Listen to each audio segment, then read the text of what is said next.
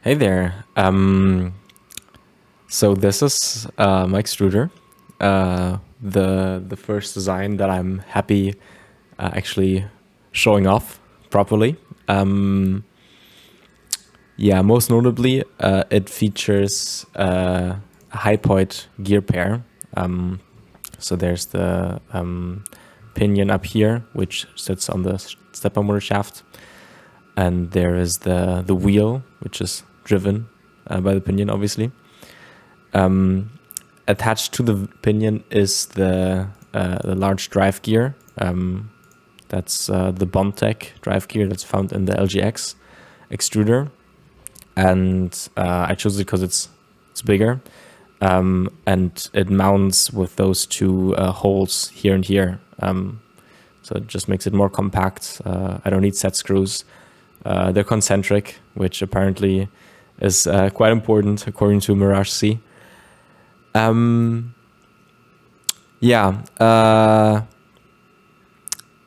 Next, I think what's really interesting about my design is the tensioning mechanism. So I'm using eccentric shaft. So when I move this forward, well, let me show this from this side actually. As you can see, the shaft in here is not concentric with the surface that this bearing is sitting on here. So when I move the lever up and down, there is movement on the x-axis. Also some in Z, but with some clearance, that's not an issue. Yeah, this wheel here has these spring-like features, so that way I don't require an additional spring. The spring is just built into the wheel. So if there's some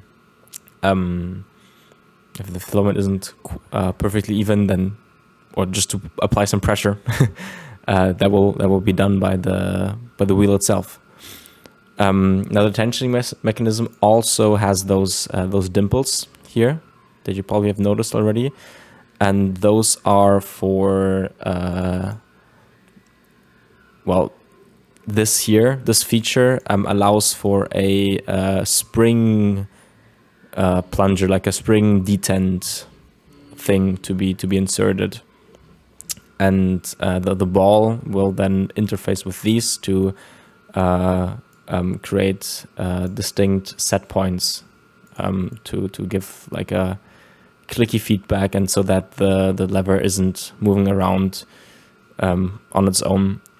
And with those clicks, I then also can set the pressure on the filament. So in the down position, there is well, the wheel isn't even touching the filament all the way up. There is some overlap that you can't really see right now, but there's overlap. Yeah,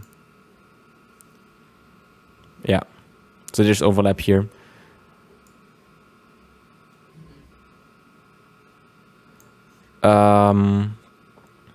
Right. Next, let me put that back. There's the filament sensor, which I managed to squeeze in just so. The screw. Oh yeah, but later. So it sits in here like this. I actually also have space for the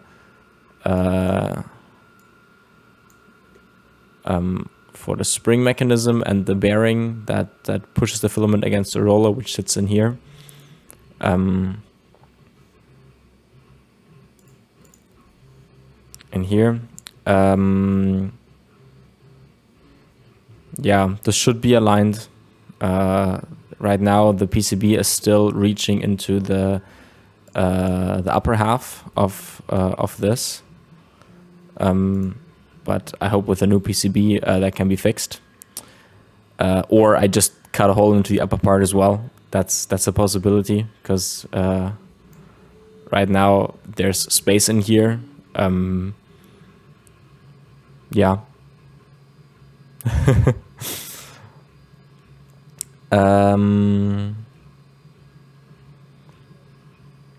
What else?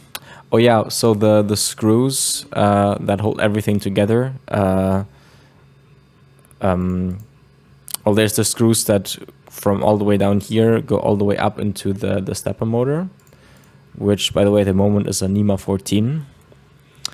So they go just all the way through. I think that's 50 millimeters or something. So that way, this whole thing is one unit.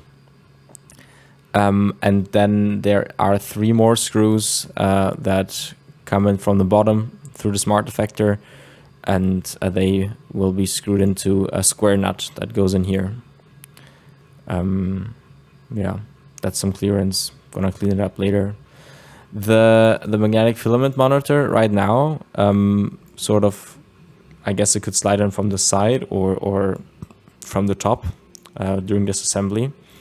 But that requires some more prototyping.